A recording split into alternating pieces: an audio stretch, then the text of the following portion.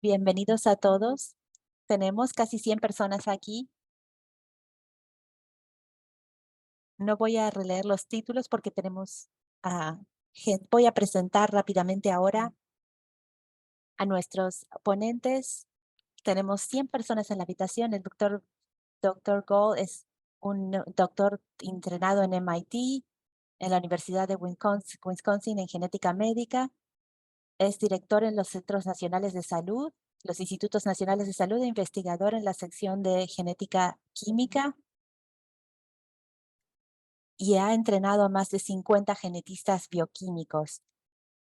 La doctora Anna O'Donnell Luria es codirectora del Centro Mendeliano de Genética en MIT Harvard. También es miembro del Instituto de Salud, asistente profesora de Harvard en la Facultad de Medicina en la División de Genética y Genómica. Perdón. Y ella ve pacientes con condiciones epigenómicas. Randy tienen una hija de 20 años, Kyla, que no recibió su diagnóstico a la edad de 17, cuando se le dio un síndrome de NE81010. Queremos darles a todos nuestros ponentes la mayor cantidad de tiempo posible y luego volveremos para preguntas y discusión aquí. Bienvenidos nuevamente y gracias por estar aquí, por su participación. Ya está. Muchas gracias. Muchas gracias. Es grandioso estar aquí en forma virtual para compartir información sobre nuestros esfuerzos con el doctor Gal para mejorar los diagnósticos para los pacientes. Yo estoy en las juntas consultivas de varias compañías. No tiene impacto en lo que voy a compartir hoy, pero lo quiero compartir. Los diagnósticos genéticos son algo que se ha vuelto más rutinario con el tiempo y, sin embargo, más del 60% de la gente que va a las clínicas y tiene algo como una secuenciación exómica, después de esas pruebas, 60% de la gente no recibe una respuesta, no tienen variantes patógenas o o probablemente patógenas que podamos decir este es su diagnóstico. Mucho de lo que de la gestión es clínica. Y no siempre necesitamos un diagnóstico genético, pero sí ayuda porque nos cuenta mucho sobre la enfermedad. Puede guiar la gestión médica, ver qué pruebas hay que hacer, puede asistir la planificación familiar para ver qué recurrencia en los descendientes puede haber, para los hermanos, para otros parientes. Puede brindar alivio psicológico. Creo que es muy común como padre o madre preocuparse por todo lo que uno hizo, lo que uno no hizo, y está siempre esa vocecita que nos dice, pude haber hecho algo diferente, es algo que no hice. Entonces, recibir ese entendimiento de que hay una causa genética y que no hay nada que se pueda haber hecho o no hecho para evitarlo, nos da mucho alivio a muchas familias. Hay tanta organización en la comunidad de las enfermedades raras que mucho tiene que ver con eh, las enfermedades más grandes, pero algunas son sobre enfermedades genéticas específicas. Conocer otras familias que están en una situación similar puede ser muy útil para ver cuáles son las causas genéticas, participar en investigación y tener tal vez terapias más personalizadas van a empezar a aparecer. Se va a necesitar un diagnóstico genético para poder acceder a esas oportunidades de investigación y eventualmente oportunidades clínicas. Quería descubrir un poco más sobre ustedes. Gracias por venir hoy. Vamos a poner una encuesta que va a hacer 3 preguntas. ¿Alguien en su familia ha estado alguna vez en busca de un diagnóstico genético? ¿Sí o no? Y si fue así, recibieron un diagnóstico genético, y si la primera pregunta fue no, la segunda pongan no también. Pongan no, si las primeras no, la segunda es no también. Y la tercera, ¿cuánto dura la búsqueda de un diagnóstico, la odisea del diagnóstico? Para algunas personas aún puede seguir ocurriendo. Hay gente que todavía está buscando su diagnóstico genético. Tomaremos un minuto aquí.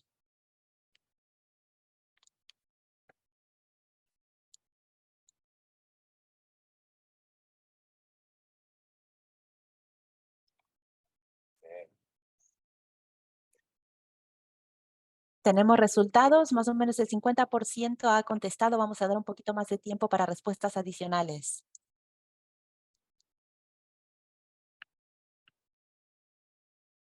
Necesitamos un poco de música de concurso de juegos aquí, para agregarle presión al tema.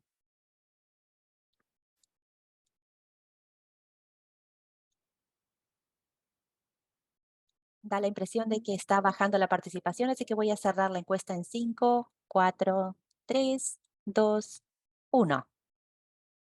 Y aquí están los resultados.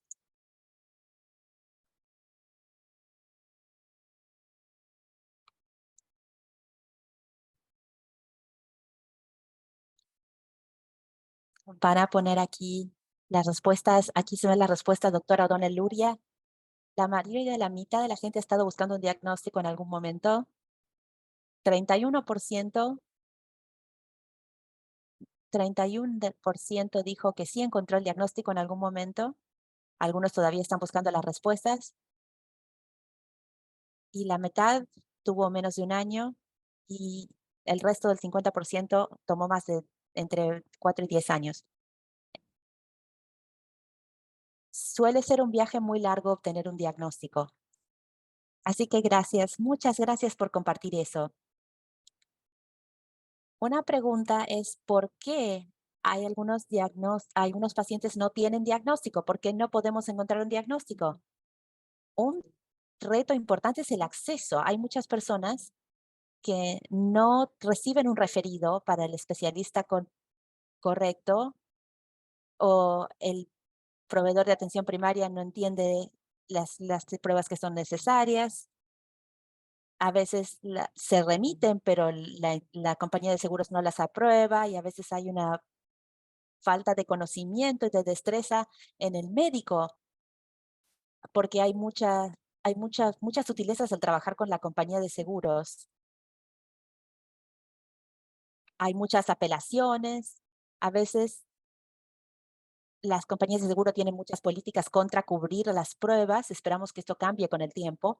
Hay algunas cosas que pueden verse genéticas, pero no tener causas genéticas. Pueden ser influenciadas por medicinas o por el ambiente y pueden causar enfermedades. El clásico ejemplo es la talidomida, que se recetaba hace muchos años y causaba problemas de desarrollo en el feto. Hay retos analíticos. Para darles una idea, yo sé dónde está Wally. Todos tenemos variantes en todo el genoma, como 4 millones de variantes. Entonces, descubrir cuáles de estas variantes está causando la enfermedad es un poquito como tratar de encontrar a Wally en la imagen. Si no necesariamente no están buscando a Waldo o no se sabe qué aspecto tiene Waldo o Wally, eh, hay mucha variación en la mayoría de los genes que no causa problemas. Y luego hay problemas técnicos también. No se puede capturar el gen que está causando un problema y a veces hay metodología que se puede hacer adicionalmente para jalar esos datos, pero a veces se necesitan métodos tecnológicos para identificar el cambio que está causando una enfermedad genética. Así que es muy complicado. Empezamos el proyecto de genomas raros para aumentar el acceso a la secuenciación genómica. La meta es identificar causas de enfermedades monogénicas sin diagnóstico, compartir información ampliamente para guiar la investigación y devolver resultados a las familias trabajando en conjunto con sus médicos. Y también hablaré más de esto y también involucrar a los participantes como colaboradores en el proceso de investigación. Hacemos eso con nuestro gran equipo que es muy diverso. Hay genetistas clínicos como yo, hay muchos consejeros genéticos involucrados. Tenemos un gran aspecto. Hay genetistas moleculares, analizadores de variantes, que tratan de encontrar las variantes que puedan estar causando las enfermedades. Es mucha información. Necesitamos muchas soluciones de software y de tecnología para poder analizar todos estos datos en forma eficiente y encontrar lo que estamos buscando. Así que tenemos ingenieros de informática y de bioinformática. Están trabajando juntos Identificamos causas genéticas para muchas familias y también somos un grupo que, esto no es lo único que hacemos recursos para la comunidad, hacemos una de las bases de datos más grandes de la población, que se llama NOMAD, que representa a la variación genética en la población general. Se usa en muchos diagnósticos por cada laboratorio, por todos los laboratorios, y otros recursos como ClinVar, que cataloga las variantes que se conoce que causan enfermedad, ClinGen, que es un grupo de expertos que brindan pautas para interpretar los genes y las variantes. Para participar en este proyecto de genomas raros, tenemos que ser una persona o tener un miembro de la familia que tenga una enfermedad monogénica o se sospeche que la tenga. Esto puede ser difícil para la familia, saber si un doctor ha recomendado pruebas genéticas o ha estado buscando una causa genética. Eso significa que se sospecha que hay un problema genético. Las familias residen en Estados Unidos. Tenemos una junta de revisión institucional que vigila nuestra investigación en Estados Unidos y no solo se puede hacer dentro de las leyes y regulaciones de Estados Unidos. Se necesita que tengan un médico de cabecera o un especialista que esté involucrado en su atención para que tengamos una persona con quien asociarnos para devolver los resultados y que sea parte del triángulo con nosotros. Esto no va a ayudar a las familias donde la condición no sea monogénica. Estas son identificaciones diferentes, no va a funcionar con lo que estamos haciendo. Hay algunos genes o enfermedades donde no funciona bien la secuenciación del genoma completo. Es difícil secuenciar a veces. No trabajamos con esas familias porque sabemos que no encontraremos nada. Y hay otros también restricciones de financiación y hay otros estudios ah, también con pacientes en los que hay fenotipos aislados de cáncer. Hay muchos métodos, nos asociamos con grupos de defensa de defensa de intereses, personal clínico, no se requiere derivación, pero puede que las familias vengan a través de un estudio, pueden venir a través de referidos, de redes sociales, de boca a boca. También hay oportunidades como esta para compartir nuestro trabajo. Cualquier familia puede registrarse en línea, tiene información para llenar allí. Y también hay aplicaciones también para ver si la enfermedad puede ser monogénica y hay un consentimiento por video que se puede hacer si no se puede hacer una llamada telefónica y se junta registros médicos. Hacemos una secuenciación de genómica para analizar los datos. Si no encontramos nada, hacemos colaboración, compartimos ampliamente los datos, hablaré más de eso y devolvemos los resultados que creemos que contribuyen al fenotipo con el proveedor local y conversamos con el proveedor local y con los pacientes, ah, con grupo, tenemos grupos de defensa de intereses y otras cosas. Tenemos más de 25.000 personas que están registradas de los 50 estados y también de Puerto Rico. El 85% de la población de Estados Unidos vive en áreas rurales, entonces estamos esperando una mezcla entre estas zonas urbanas y rurales y hay una proporción de hombres y mujeres bastante igual. Una persona que viene para recibir atención médica, pero tienen un rango de 1 mes a 89 años, entonces de repente tienen un hermano que pueda participar en esta investigación. De repente hay personas que han estado buscando un diagnóstico por años y recién pueden obtenerlo. La mayoría de personas que han participado han sido blancas, pero hay personas que tienen diferentes ascendencias y que tienen razas mezcladas y que han sido parte de este estudio. Este ha sido un reto muy importante y una de las razones por las que desarrollamos este estudio es porque queríamos salir de estas personas que tenían recursos para hacerlo. Entonces, hemos utilizado algunas estrategias para poder mejorar nuestros registros y nuestra inscripción. Hemos expandido esto a otros idiomas, por ejemplo, el español. Tenemos familias que son hispanas, que están participando y esperemos poder entender a otros idiomas también. Estamos también intentando acudir a personas que no tienen tantos recursos, pero que están interesadas en hacerlo. ¿Y qué es lo que estamos encontrando? Hay casi 600 familias que hemos analizado y tenemos casi 139 resultados que son informales porque hay algunos que todavía están en proceso. Algunos tienen algunos genes que conocen esos diagnósticos y tenemos más información para poder hacer un diagnóstico apropiado. Tenemos nuevos genes que se han descubierto en este proyecto y al asociarnos con las familias y cuando hemos trabajado con ellas y otros investigadores y trabajadores de la salud, podemos contribuir a la literatura médica para que estos descubrimientos se puedan hacer públicos y hacer, se puedan enviar a los laboratorios diagnósticos para que puedan incluirlos en sus pruebas. Hemos Tenemos un equipo que se dedica a esos candidatos para poder darles una contribución. A veces, si hay alguna prueba, queremos de repente descartar un diagnóstico y es importante compartir esa información. Los candidatos moderadores de repente no pueden regresar o no tienen las suficientes medidas para regresar y a veces están no diagnosticados y estamos haciendo pruebas para poder otros enfoques y en estas bases del ADN y el genoma todavía tenemos varios retos en la interpretación. Entonces vamos a hablar brevemente sobre lo que estamos encontrando. Vemos nuevos genes en enfermedades con esta coincidencia genómica. Estamos utilizando una red de intercambio de coincidencias para poder enviar a un candidato con la información fenotípica de alto nivel para que se pueda conectar con otros investigadores y pueda encontrar algunos patrones.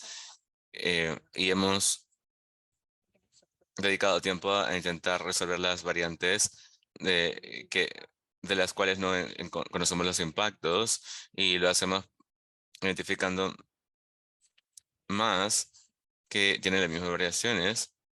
Hemos utilizado solo que se llama RNA-seq, que ve la expresión de un gen y si tienes la variante puede impactar esa expresión y ver cómo ese proceso puede ser una pista importante para esta variante de enfermedad. Hemos trabajado con algunos grupos alrededor del mundo para poder intentar tomar estas variantes y ver qué podemos aprender de ellas. También hemos hecho trabajos con variantes estructurales pequeñas o tándems, repitiendo esas expansiones. Tenemos dos tipos de variantes estructurales. Estamos mostrando, por ejemplo, un ejemplo aquí. Vemos que un gen debe leerse de izquierda a derecha, pero a veces hacemos una inversión y a veces parte del gen está roto y se voltea. Y a veces lees el gen y lees aquí y no y lo lees al revés, entonces no es esta otra parte del gen. Y si haces la secuenciación exon, a veces puedes ver que el gen no está muy bien ubicado porque la pieza está ahí, pero no está en el orden adecuado. Entonces, esas son las cosas que hemos podido encontrar. Hemos podido compartir la información a nivel general y en una manera protegida. Esta es información genómica y fenotípica que se pone en un repositorio que desarrolla el Instituto Nacional de Salud, llamado ANVIL, y en donde los investigadores tienen estudios que tienen el permiso para utilizar de sus instituciones para utilizar la información genética y aplicarla al acceso a esta información, aplicar nuevos métodos para ver si hay otras maneras de cómo beneficiarse de ello. Entonces, en vez de contarles mis historias específicas que hemos podido diagnosticar, creo que sería mejor invitar a la familia de Kylie para que les pueda hablar con ustedes el día de hoy. Ellos están aquí para mostrar su experiencia de búsqueda de un diagnóstico. Buenas tardes. Gracias por presentarnos a Randy y David Harper. Vivimos en Nueva Jersey. Hemos estado casados por 27 años. Cumplí 35 años en agosto del 2001 y en enero del 2002 una prueba de embarazo nos confirmó que estamos esperando nuestro segundo bebé. Debido a mi edad, estaba clasificado como un embarazo de alto riesgo. Cuando fuimos al consultorio del doctor, nos dijo que sabía que estaba embarazada, pero sí que no había un bebé. Nos envió a casa y diciendo que probablemente era muy pronto y que volvamos a checar de nuevo. En la siguiente semana pudimos ver el saco y al bebé y también vimos a un especialista que pudo tomar las medidas y el bebé se veía bien. Y nos dijo que era un embarazo normal. En el 20 de agosto del 2002, 3 semanas antes de nacer, eh, 3 semanas antes de lo programado, Kyla nació y tenía una pequeña fiebre y se fue mandada a la unidad de cuidados intensivos para que la observaran. Tenía 7 libras y 18 onzas y los doctores decidieron que no lo considerarían como una prematura. Su color se veía un poco más oscuro de lo usual. Ahí pueden ver un poco en la pantalla. Y pueden notar que Kyler no me veía cuando yo le alimentaba, así que le avivé a Pietro para que me diga su opinión. Le envié al hospital de niños de Filadelfia y ahí fue que recibí su primer diagnóstico, que era una maduración visual retrasada. Y nos dijo que básicamente mi niña era ciega, pero luego empezó a ver. Luego vino mi hermana y en noviembre y ella es una practicante de enfermería y me dijo que ella tenía muy baja tonicidad muscular. Ellos vinieron para el año nuevo, pero les dije que tenían que cancelar porque eh, empezamos a tener más problemas con el niño, con la niña, y teníamos ese segundo diagnóstico de hipertonía. En ese momento empezamos con las terapias. Luego empecé a hacer una maestra a tiempo parcial el resto del año y en mis días libres la llevaba a sus citas con diferentes especialistas. El neurólogo le dio un diagnóstico de parálisis cerebral hipotónica que utilizaron en los niños que tenían retrasos de desarrollos generales. Y luego empezamos a tener escasez. El neurólogo nos surgía que teníamos que llevarla al hospital de Filadelfia para poder revisarla, ya que el hueco que tenía en la cabeza no se había cerrado. Parecía que todo iba a empezar a, a funcionar. Y lo bueno es que el especialista no pudo encontrar una razón por la que ella tenía este retraso, pero las malas noticias eran que no tenía un diagnóstico. Kyle se convirtió en Kyla y se empezó a desarrollar a su propio ritmo y luego pasamos a una prueba genética en el Hospital Genético de Filadelfia, pero no recibimos ningún resultado. Tenía 3 años en ese momento y ella no era muy consciente del mundo y como familia empezamos a adaptarnos a la vida diaria. Utilizamos todas las terapias posibles en Kaila y celebramos cada uno de los logros, pero nos convertimos vimos que a pesar de que estaba en ese programa especial, te necesitaba mucho más de lo que podíamos darle. Empezamos a darle terapia física y del habla después de la escuela por un tiempo y como imaginan, tener dos, ser dos padres que tienen también otro hijo y coordinar esos servicios puede ser bastante difícil. Una vez que Kayla se graduó del programa de preescolar, entró a un programa de kindergarten para eh, niños con discapacidades. Esta colocación fue perfecta para Kayla. Tenía unos profesores muy exigentes que la exigían a sus límites y que aseguraran que se sintiera aceptada por los otros estudiantes, se sentía una celebridad. Y a todos lados donde todo el mundo la saludaba y a pesar de que no era muy consciente de ello, ella no sabía no sabía decirnos quién era.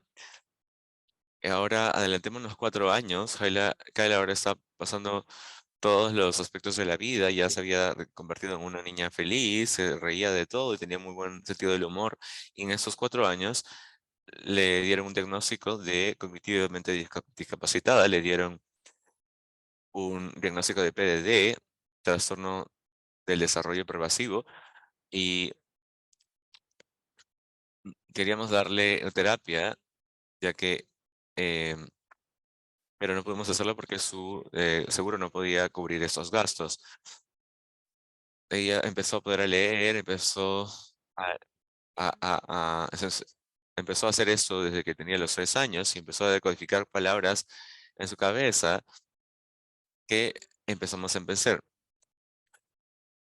La motricidad fina y el pensamiento abstracto, incluyendo la matemática, comenzaron a confundirla y en ese momento intentamos darle un diagnóstico, pero en ese momento me uní a un grupo en Facebook que se llamaba SWAM, Syndromes Without a Name, o síndrome sin un nombre, y muchos padres indicaban que sus hijos tenían estos síntomas y que algunos tenían esas características, pero ¿cuál era el diagnóstico? Otros padres posteaban lo que sus hijos recibían finalmente como diagnóstico y los síntomas que estaban mostrando. Empecé a hacer una investigación para poder averiguar al respecto. Luego, en septiembre del 2013, Kyla, cuando tenía 11 años, empezó a tener lo que pensábamos que eran síntomas asmáticos. Tenía dificultad para respirar y tuve que llamar a la ambulancia 2 veces. Y eventualmente en noviembre, en el hospital de Filadelfia para niños, encontramos que ella tenía leucemia otra vez. Era un diagnóstico muy raro para las niñas y la leucemia se vio muy difícil de tratar y estuvimos felices de enterarnos que ella era una luchadora y que era una superviviente y que tenía 10 años en el 2014. Luego pusimos nos preguntaron si es que había algo en su genética que podría estar relacionado a la leucemia, pero no teníamos una respuesta para ello, nada se nos ocurría. En el 2019, alguien posteó algo en esta página web de Facebook sobre un genoma raro y sobre un proyecto que se estaba relacionando al respecto en Made in Harvard. Y en ese punto, Dave y yo decidimos que intentaríamos buscar si es que hay un diagnóstico. Y como dije antes, fue empecé a sentir culpa. Fue algo que yo hice, algo que tomé, algo que pudo causar ese diagnóstico. eh, algo, algo que pude hacer para curar esto. Empecé a trabajar con Grace y nos dijeron que éramos, me comuniqué con ellos, nos dijeron que éramos una buena opción para ese programa y le sacaron sangre al Dave para ver qué era lo diferente en Kyla.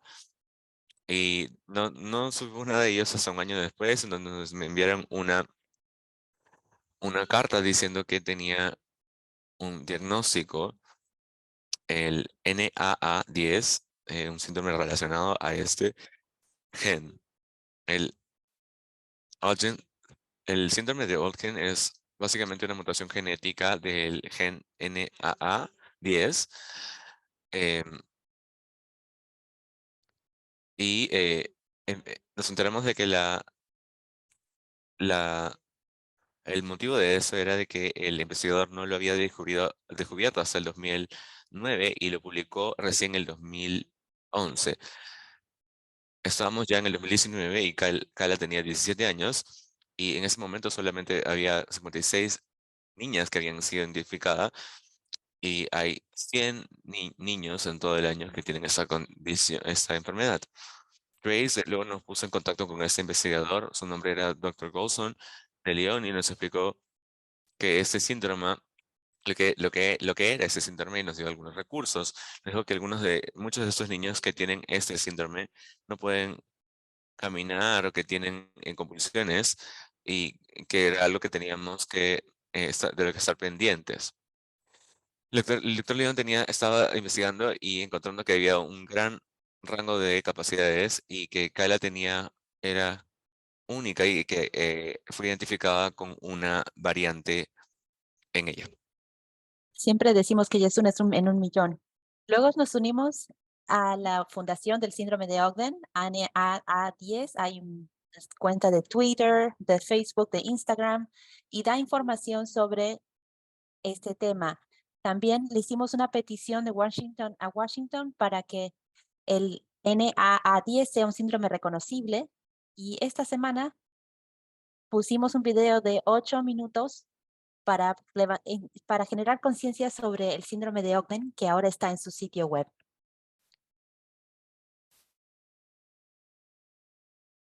Ahora 2023, Kayla está prosperando, está en una colocación de distrito donde el énfasis está en destrezas funcionales, ha comenzado a, a aprender trabajos, disfruta de ver a sus amigos, trabaja en sus destrezas de comunicación.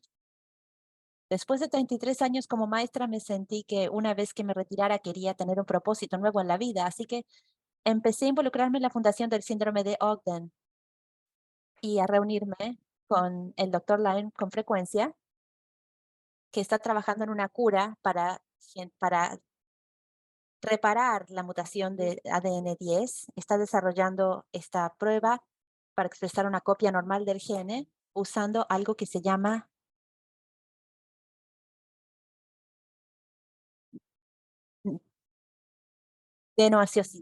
virus de no asociado, para introducir este gen en varios tejidos del cuerpo humano.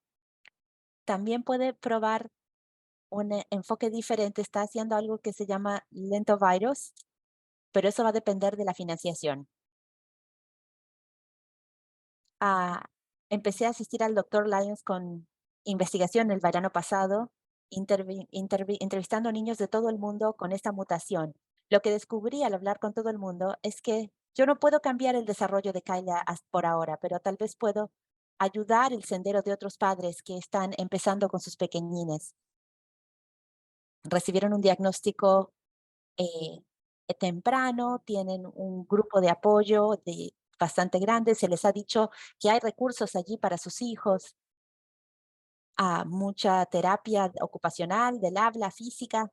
Ahora finalmente tenemos un diagnóstico, un nombre, pero no viene con muchas guías. Lo único que sabemos sobre Kyla es lo que aprendimos siendo sus padres.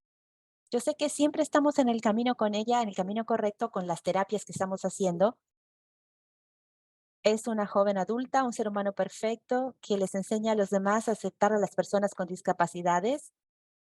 Dave y yo estamos bendecidos de ser sus padres, pero no quiere decir que no tengamos retos. Tenemos muchos retos que estamos trabajando para superar.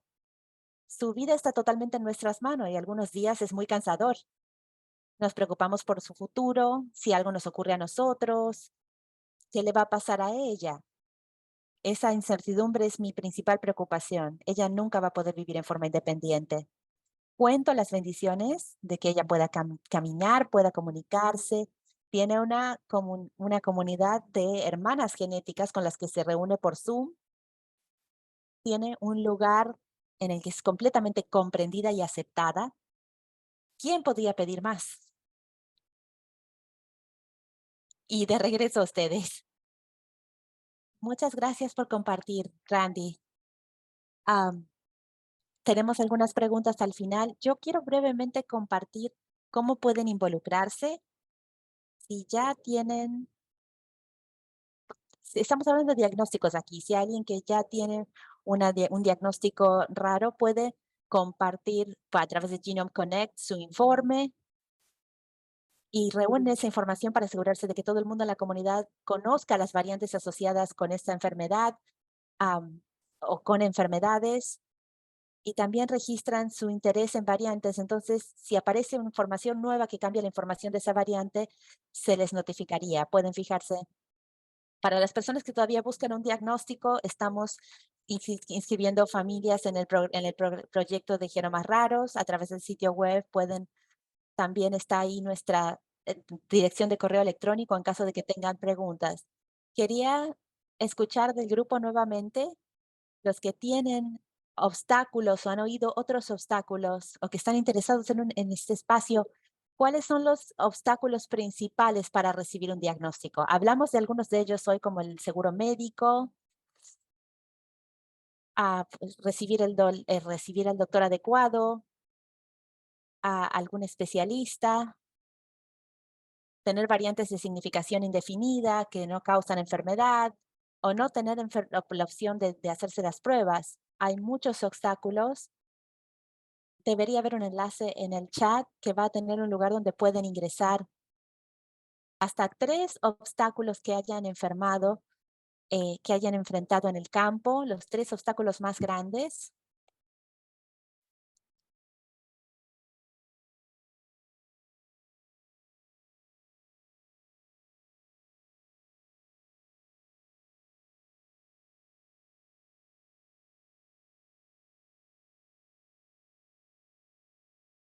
Como la doctora O'Donnell Luria mencionó, hay un enlace allí en el chat, se va a abrir otro explorador donde pueden poner algunas respuestas.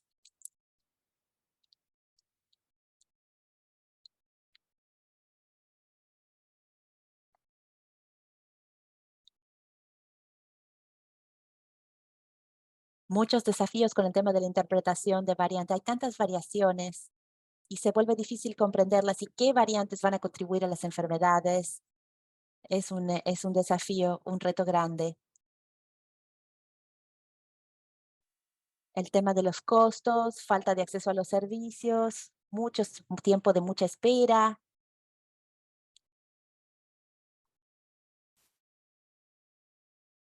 motivación. Hay tantas otras cosas en las que uno tiene que enfocarse para encontrar el tiempo para continuar, para tratar de encontrar ese diagnóstico genético, no sabiendo cuánto le va a ayudar a usted o a su familia.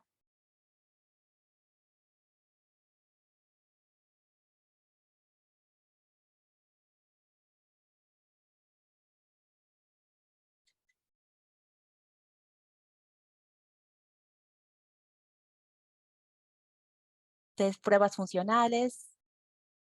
Espero que con el tiempo haya más acceso a pruebas funcionales a través de los laboratorios de diagnóstico para ciertas pruebas, conectarse con los investigadores y fijarse, hacer un esfuerzo en buscar las variantes específicas y a veces puede ser mucho trabajo y a veces saber qué tan bien funciona una prueba para una cierta enfermedad es un poco tramposo también porque hay muchas cosas que pueden mostrar función alterada.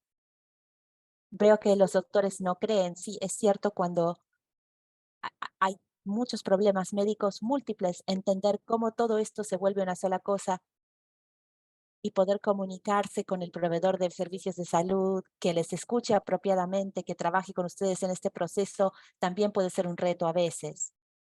Para asegurarnos de que tengamos suficiente tiempo para el doctor Gall, gracias por compartir todo esto. Se los agradezco. Deberíamos pasar a la siguiente parte. Gracias. Continuaremos aceptando respuestas, aunque hagamos la transición aquí a la presentación del doctor Gall.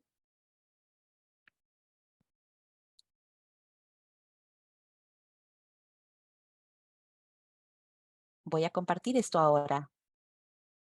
Pongan sus preguntas en el chat. Al final de la presentación habrá tiempo para preguntas aquí, antes de volver a reunirnos en la sala Zoom 1 para intercambio con otras presentaciones, otros asistentes. Pues muchas gracias por invitarme a esta reunión de la Red Regional de Genética de Nueva York, Atlántico Medio y el Caribe. Quería agradecer especialmente a Joan Bedurta por invitarme. Hoy quisiera hablar del programa de enfermedades no diagnosticadas de los Institutos Nacionales de Salud y cómo pasó a ser un programa nacional y luego internacional. No tengo nada para revelar, pero sí quiero revelar reconocimientos a la directora del programa pediátrico de enfermedades no diagnosticadas, Cynthia Tift, nuestro director de bioinformática, David Adams, nuestro neurólogo en jefe, Camilo Toro, y nuestra neuróloga pediátrica, María Costa, y también apoyo de mi instituto, NHGRI, así como la Oficina de Enfermedades Raras, el Centro Clínico de los Institutos Nacionales de Salud y el Fondo Común de los Centros de los Institutos Nacionales de Salud que nos ha apoyado por muchos años. Además, ha habido mucha gente del personal que ha contribuido del centro clínico y algunos de los institutos individuales aquí en los NIH. Y también la ayuda increíble de los pacientes y sus familias que han contribuido tanto. Cuando se inició el programa de enfermedades no diagnosticadas en 2008 para ayudar a pacientes con enfermedades no diagnosticadas y que tenían problemas para llegar a un diagnóstico, pero también tuvimos que descubrir nueva biología celular y bioquímica y fisiología y genética. Esa es nuestra meta científica también. Esto funciona así.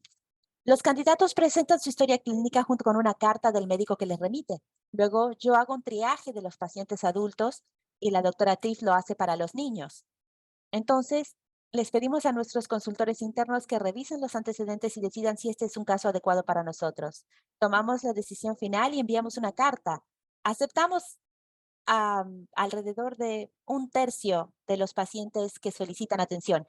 Los pacientes aceptados se atienden como pacientes internados o hospitalizados en el centro clínico, que es el hospital de investigación más grande del país, durante una semana. Y esto es gratuito para los pacientes. Hemos examinado más de 5,000 historias clínicas. Hemos ingresado y evaluado a más de 1,500 personas. El 40% son niños y más del 50% tiene problemas neurológicos. Tenemos muchos que representan problemas genomas o genomas, exomas. Hemos hecho alrededor de 400 diagnósticos y tenemos más de 200 publicaciones. La parte genética que hacemos es personalizada. Depende del fenotipo. Y hacemos pruebas comerciales cuando son apropiadas. A veces hacemos análisis de panel de polimorfismo mononucleotídico, hacemos exomas y genomas en las familias con frecuencia. Pero el fenotipo es uno de los aspectos más importantes aquí. Logramos hacer mucho en una semana porque no tenemos que solicitar pagos de seguros médicos o aprobación de seguros médicos. También hacemos estudios funcionales en algunas de las variantes que encontramos en la secuenciación de la siguiente generación. Les voy a dar simplemente un ejemplo del descubrimiento de una nueva enfermedad. Tuvimos una paciente femenina de 18 meses que tenía retraso en su desarrollo. También necesitaba nutrición parenteral total y el principal descubrimiento fue la hipopigmentación en la piel y el cabello con baja agudeza visual, con visceromegalia. El hígado, el vaso y el riñón tenían aumento de tamaño y materiales de depósito. También tenía hipotonía con retraso de desarrollo, pero no tenía osteopetrosis. Esto será importante más adelante. Esta es la jovencita y pueden ver qué tan hipopigmentada está. Se puede ver. ah, Voy a encender esto para usar el láser. Pueden ver la hipomielinización también. Y aquí está la acumulación de materiales de depósito dentro del hígado, histocitos en el duodeno, donde hay inclusión celular aquí y aquí. Y luego estas cosas blancas aquí son los leucocitos polimorfonucleares y aquí hay vacuolas de fibroblastos que se pueden ver aquí. También seguimos un segundo paciente que era de Ghana. También tenía hipopigmentación, visceromegalia, los materiales de depósito, la mielinización retrasada y nuevamente no tenía osteopetrosis. Este es el joven aquí hipopigmentado en comparación con su papá, con hipomielinización también. Y las inclusiones pueden verlas aquí y los linfocitos y también los fibroblastos. Así que es un cuadro muy similar. Resulta que los dos niños en la secuenciación de siguiente generación tenían una mutación de novo en el gen CLCN7, exactamente la misma mutación de novo. El CLCN7 es un transportador de cloruro que es importante en la acidificación del lisosoma y también del endosoma. Entonces, cuando una bomba de protones bombea protones dentro de un lisosoma, termina habiendo una gradiente electroquímica que se forma en la membrana interna de ese lisosoma. Así, el siguiente protón que intenta ingresar tiene dificultades por causa de esa gradiente. Esa gradiente debe disiparla un contraión, y ese contraión es el cloruro, y el transportador de ese contraión, el cloruro, es el ClCN7. Entonces, si uno no tiene suficiente ClCN7, en otras palabras, pérdida de función, no va a poder acidificar su lisosoma. Y la acidificación del lisosoma es de importancia vital para la degradación del tejido óseo por los osteoclastos. Entonces, hay una enfermedad ya conocida relacionada con el ClCN7. las variantes bialélicas de pérdida de función, estas mutaciones que se ven aquí. Y esa enfermedad es la osteopetrosis, porque no se puede degradar el hueso de manera adecuada. Esto es diferente, esta es una mutación diferente, una específica, justo aquí. Y esto sugiere que se trata de una mutación de ganancia funcional. En otras palabras, demasiado cloruro ingresando, demasiada acidificación. Entonces, Joseph Mendel en su laboratorio de NIDS puso el CLCNE en ovocitos de seno pus y midió la corriente en la membrana de los ovocitos. Cuando lo puso en el gen normal, tuvo esta corriente, y cuando puso en el gen mutado, obtuvo esta cantidad de corriente. Entonces, una cantidad aumentada de transporte, y esto se tradujo en una cantidad aumentada de acidez o un pH disminuido en los probandos 1 y 2, medido en fibroblastos, usando la medición de fluorescencia de Oregon Green. Pueden ver que el pH es inferior a lo normal aquí y es inferior a lo normal en este probando también. Entonces, se trata de una hiperacidificación. De hecho, es dominante.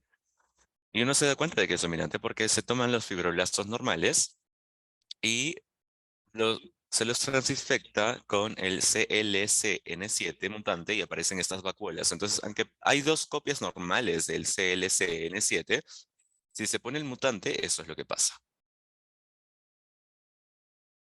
Creamos un ratón modelo. Lo hicieron Ralu Nicolí y May Malik Dan, y el modelo está hipopigmentado. Y los fibroblastos del modelo tienen estos gránulos de depósito. El examen de patología del hígado también presenta gránulos de depósito que pueden verse aquí, de modo que se recapitula ese trastorno particular. Pues bien, resulta que si se tiene demasiada acidez en un lisosoma, se puede alcalinizar con cloroquina. Y al aumentar la concentración de cloroquina, disminuye la tintura roja de rastreo de lisosomas, que es una indicación de acidez. Además, el aumento del tratamiento y la concentración de cloroquina, que podemos ver aquí, aumenta el pH. Esto significa que alcaliniza los lisosomas. Esto hizo surgir la posibilidad para la doctora Deborah Day Salvatore en New Brunswick, de Nueva Jersey, que es la médica del segundo paciente que les mostré, la posibilidad de tratarlo con cloroquina. Ella lo hizo así, luego de obtener la aprobación de la Junta de Revisión Institucional, y eso hizo disminuir el tamaño del riñón del paciente en una ecografía. El paciente pudo hacer cosas físicamente que antes no podía hacer. Sin embargo, había tal grado de daño que finalmente ambos niños fallecieron. Por otro lado, hay pacientes nuevos que hemos identificado con afección más leve que podrían ser candidatos para un tratamiento con cloroquina. Hay un par de grupos trabajando también sobre estos oligonucleótidos y alelos específicos para tratar de atenuar la ganancia funcional en el gen mutante de esas personas que tienen este trastorno. Ese fue un ejemplo del descubrimiento de una nueva enfermedad relacionada con un fenotipo único. Pero el programa de enfermedades no diagnosticadas ha hecho esto unas 24 veces. Ha relacionado un fenotipo particular, relacionablemente único, de hecho bastante único, con un gen específico enfermo. Estos son descubrimientos, pero además hemos hecho muchos diagnósticos. Y solo les voy a mostrar algunos aquí. Algunos de los que están en esa lista podrían considerarse que deberían haberse diagnosticado, pero esos pacientes estuvieron en grandes centros médicos en todo el país sin diagnóstico. Y a veces es porque el fenotipo es ligeramente diferente y nuestros exámenes expanden el fenotipo. A veces es una enfermedad nueva, a veces es una enfermedad muy poco usual. Por ejemplo, en ese momento había solo 5 pacientes en el mundo con mutación G del gen SCARB2 y ahora hay muchos más. El C9orf72 solía ser una enfermedad muy infrecuente y ahora se ha vuelto un diagnóstico más común, y algunos diagnósticos muy infrecuentes que vemos aquí también. De hecho, tengo 12 diapositivas de esto, pero solo estoy montando 6 porque de otro modo se vuelve todo muy aburrido y redundante. Aquí hay algunos diagnósticos recientes, etcétera, pero además hemos hecho unos diagnósticos de tesaurismo, sí, son enfermedades por depósito lisosomal en adultos con enfermedad atenuada, porque fue de inicio tardío. Ahora quisiera mencionar algunos ejemplos de medicina personalizada. En otras palabras, ocasiones en las que podemos tratar a un paciente porque conocíamos el efecto o a veces aún sin saberlo. Tuvimos un hombre de 65 años con meningitis recurrente. Por supuesto, la meningitis asusta mucho porque cuando es bacteriana puede avanzar con rapidez hacia la muerte. Cuando es vírica puede durar más tiempo, pero de todos modos es un trastorno muy grave. Esta persona había tenido aproximadamente 20 o 25 episodios entre la edad de 58 y 65 años. Muchos de ellos lo obligaron a ir a la sala de urgencias y a recibir una punción lumbar en la que se encontró una pleocitosis. Entonces teníamos glóbulos blancos que indicaban inflamación en el líquido cefalorraquídeo. Un exoma indicó que tenía una mutación particular en el NLRP3 que, según se conocía, estaba relacionada con el síndrome de Muckle-Wells, un trastorno autoinflamatorio. Se conocía también que era heterocigótico y de ganancia funcional. Entonces, sabíamos que el NLRP3 tenía un complejo, un grupo de proteínas que conformaban el inflamosoma del LLRP3. Su función es convertir el ProIL-1 beta en 1 beta activo. El componente específico en el que él tenía la mutación estaba siempre activo. En otras palabras, era una ganancia funcional. Había entonces episodios reiterados de demasiada conversión de ProIL-1 beta en su forma activa. Pensamos que podíamos tratarlos con un inhibidor del receptor de IL-1, la anakinra, y así lo hicimos. Y dentro de las siguientes 4 horas, esta persona que estaba muy afectada por un grave dolor de cabeza y con incapacidad para caminar y concentrarse, y que en ocasiones se encontraba confinado en una silla de ruedas, en 4 horas era capaz de caminar y hablar de forma normal. Esta fue una terapia dirigida. Y aquí hay otro ejemplo. Tuvimos una mujer de 22 años con distonía. Cuando ella era niña, ella tomaba el lápiz o cogía el lápiz de forma incorrecta. Por supuesto, sus maestros le dijeron que debía dejar de hacer eso, pero la razón por la que ella lo hacía era que los músculos de sus dedos le estaban empujando los dedos alrededor del lápiz de esa manera y no podía pararlo. También tenía deficiencias en su caminar, pero el principal problema para ella era su lengua. Hacía movimientos involuntarios con ella que afectaban su habla y afectaban su deglución. No podía comer bien y llegó a pesar de 80 a 85 libras siendo una adulta. Tenía una mutación monoal alélica de KMT2B antes de que supiéramos de que eso tiene relación con la distonía. Se llama deficiencia de la lisina metiltransferasa. Pues, incluimos su mutación junto con una lista de otras mutaciones en MediPublic. Y el doctor Kurian, que lleva, que lleva adelante una clínica de distonía en Londres, me llamó, me dijo, vimos este gen en tu lista. Tenemos en nuestra clínica 20 pacientes con mutaciones en KMT2B con distonía. 5 de ellos han respondido a estimulación cerebral profunda, así que él lo publicó. Luego, dentro de los siguientes 2 años, vimos otro paciente que ve a la doctora Ariane Soldatos y el doctor Camilo Toro, una paciente de 20 años con distonía progresiva, que tenía a grandes rasgos los mismos antecedentes que la paciente que acabo de mencionar. Arrastraba los pies, tenía problemas al caminar, necesitaba una silla de rueda para distancias largas, recibía baclofeno, no podía escribir bien, por el problema con los dedos, etcétera. Y les mostraré un video de ella. Aquí está ella en la cama.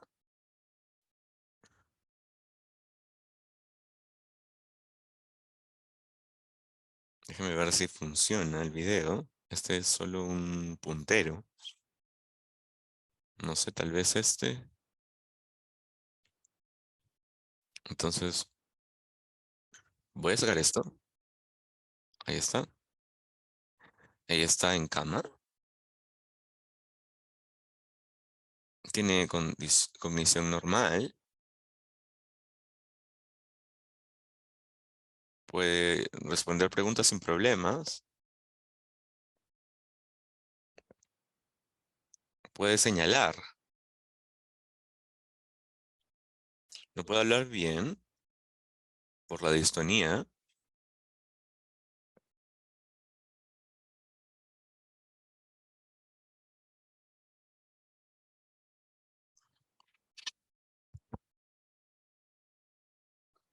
Su canción favorita de Taylor Swift era You Belong to Me.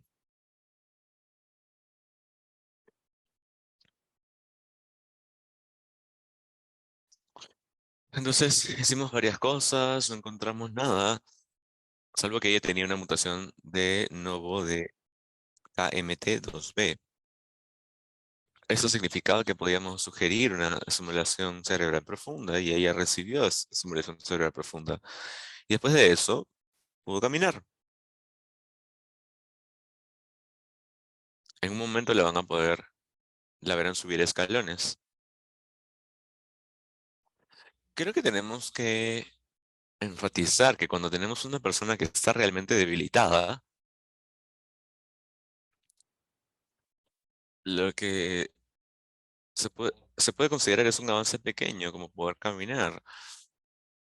En realidad es un gran avance porque le da la capacidad a una persona de cuidarse a sí mismo y hacer cosas de forma independiente. Esto es de suma importancia para el paciente, pero también para la familia. Y por supuesto, vemos a muchísimas personas que están en un estado tan debilitado. Entonces, ¿qué hemos aprendido? Que el KMT2B es una causa relativamente común de distonía. El problema de motricidad oral es realmente prominente, que la estimulación cerebral profunda ayuda, pero tal vez lo más importante que compartir es de vital importancia para poder desarrollar tratamientos y una comprensión de esas enfermedades raras. El último caso que quería mencionar es una joven de 14 años de Nigeria a quien nunca vimos, pero para quien pudimos ofrecer algo de consejo. A la edad de 1 año tenía rodilla valga y no podía caminar bien. Tenía retraso en el crecimiento y también una serie de fracturas. Generalmente no se supone que uno tenga fracturas en algún trauma. Su diagnóstico era raquitismo. Recibió tratamiento a través de una operación y vitamina D. Aquí se ven las líneas de las fracturas. Aquí está ella, con muchos yesos, enyesada. Bueno, su diagnóstico era raquitismo clínico y eso puede deberse a una deficiencia de la vitamina B, la hipofosfatemia, tal vez a un síndrome tubular del riñón de Fanconi, hiperfosfaturia o acidosis metabólica. Tenía fósforo sérico bajo y fosfatasa alcalina ligeramente elevada, que es una respuesta a la degradación del hueso, bicarbonato sérico y potasio sérico bajos, pero la vitamina D normal. Encontramos una variante de nuevo patógena en el SLC4A1. Se trata de un intercambiador de cloruro de bicarbonato en el túbulo renal distal, así que ella tenía una acidosis metabólica como causa de su raquitismo. El tratamiento es álcali, como bicarbonato o citrato, más potasio. Carlos Ferreira y Ellen McManara trabajaron en este caso. Nuestro programa también capacita a varios becarios postdoctorales y estudiantes de postlicenciatura con beca de capacitación interna en investigación, que son personas que acaban de terminar la universidad y planean ir a la escuela de medicina o hacer un posgrado. Esos estudiantes de capacitación han sido autores de principales de 26 artículos del programa de enfermedades no diagnosticadas. Tenemos un curso breve que enseñó Tom Markello, también enseñó en Berkeley, en UC Santa Cruz, en NIEHS. Tenemos un club de sesión bibliográfica, visitas médicas semanales a los pacientes hospitalizados. Tenemos becarios de genética en rotación y invitados de todo el mundo.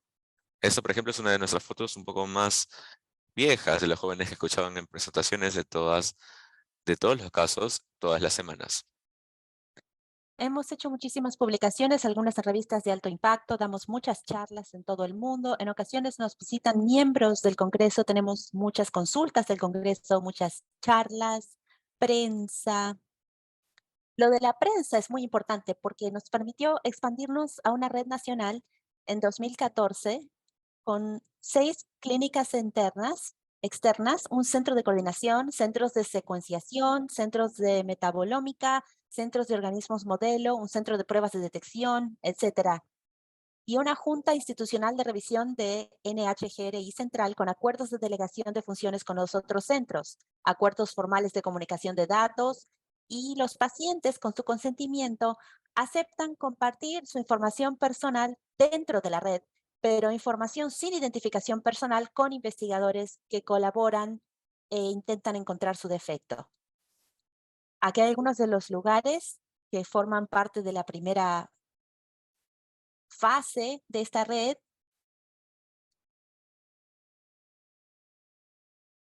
Y luego se expandió en 2018 a 11 sitios externos con la adición de unos pocos, pero retuvo el centro de coordinación y otros centros core. Seguimos trabajando para sostener esto. La red, en el curso de unos 7 años, revisó más de 6,000 postulantes, evaluó más de 2,000, se hicieron más de 600 diagnósticos y muchísimos análisis de exoma y genoma. Bien, en 2014 esto se expandió debido al hecho de que había programas de enfermedades no diagnosticadas, no solo en todo el país, se los mostraré de nuevo, perdón, no solo en todo el país, sino también en todo el mundo. Estos son programas de enfermedades no diagnosticadas. Así, la Red Internacional de Enfermedades No Diagnosticadas se fundó en 2014. Lleva ya 11 reuniones internacionales con sus propios estatutos, comités y protocolos de circulación de información. Algunas de las iniciativas iniciales fueron tener un sitio web para la circulación de información que incluye casos presentados por el grupo de diagnóstico que se acaba de establecer, y hemos establecido un grupo de trabajo para países en desarrollo también, que tiene representantes de todo el mundo, como se ve en este mapa. Y el grupo de trabajo para países en desarrollo, junto con un grupo de defensa de intereses para enfermedades no diagnosticadas llamado la Fundación Wilhelm, ha establecido un programa de campeones para identificar médicos en 4 países en desarrollo. Luego hablaremos más sobre esto. Esos países son Congo, Ghana, Pakistán y Mali. Esos campeones pueden colaborar con miembros de la Red Internacional de Enfermedades No Diagnosticadas para consultas, para secuenciación, para capacitación. De hecho, se hace capacitación en el laboratorio Olaf Bodamer en Harvard para estas personas, y puede servir como central de información para los emisores y receptores de información que trabajan juntos y colaboran. Además, puede haber filantropía, esencialmente para extender los programas de enfermedades no diagnosticadas y hacerlos mundiales. Esta iniciativa de los campeones tiene embajadores clínicos fantásticos en países de ingresos bajos y medios, cuenta con el apoyo de expertos en la UDNI y la Fundación Wilhelm.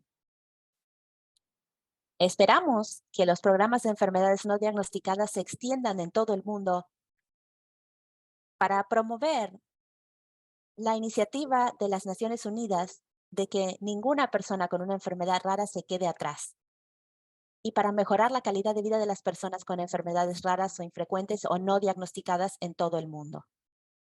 Cualquiera de ustedes puede trabajar con un programa de enfermedades no diagnosticadas, en particular nosotros en los institutos nacionales de salud, si desean, mediante la remisión de pacientes sin diagnóstico, pero también tenemos una base de datos llamada UTPICS, que tiene genotipos y fenotipos, y ustedes tienen un gen en particular de interés, pueden preguntarnos, pueden enviarme a mí un email, y nosotros buscaremos y le diremos si tenemos un paciente con una variante. Le daremos la lista de variantes de ese gen y usted puede decidir si le interesan. Y si le interesan, podemos comentarle sin identificar pacientes cuál es el fenotipo, y luego puede usted decidir cómo procederá. También podemos colaborar con ustedes en la investigación respecto de nuevas enfermedades. Nuestra meta es tender una mano a aquellas personas que sufren sin un diagnóstico y que terminan teniendo, la mayoría de las veces, una enfermedad muy rara o una enfermedad nueva. Muchas gracias por su atención. Creo que puedo tomar preguntas en un momento.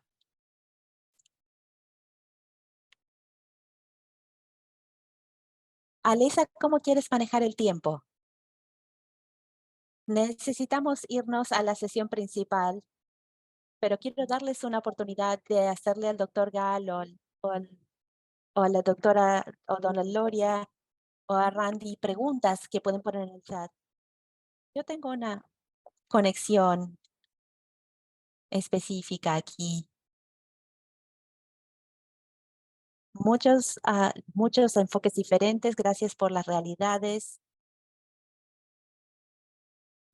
por expandir el conocimiento respecto sobre todo a los herpes y por hacer estas conexiones potenciales con pacientes sobre ese tipo de cosas, sobre lo difícil que fue y las limitaciones al recibir citas y el resto de estas cosas también.